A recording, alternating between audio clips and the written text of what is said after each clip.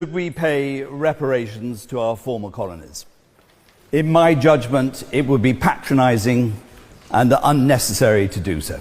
The world has moved on from the colonial era.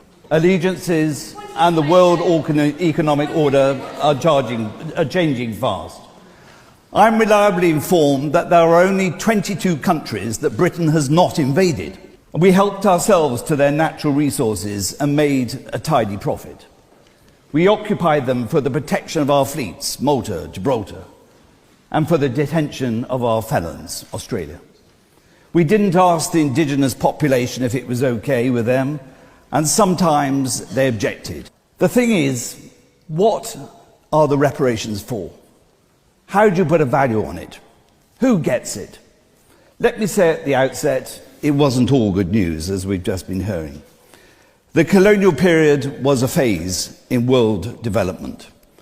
Indigenous populations suffered loss of land, livelihood, and died in military encounters.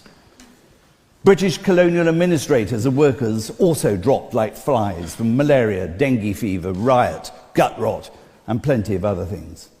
Many of these men and women died working on infrastructure projects which improved the health and welfare of the population. Building hospitals and sewers, constructing roads and railways, putting in schools and teachers, working as doctors and nurses. There was sacrifice on both sides. So how can you construct a balance sheet that gives us a number that can be used in the compensation equation?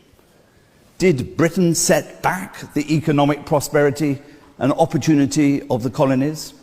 I don't believe that anyone can legitimately argue that we did.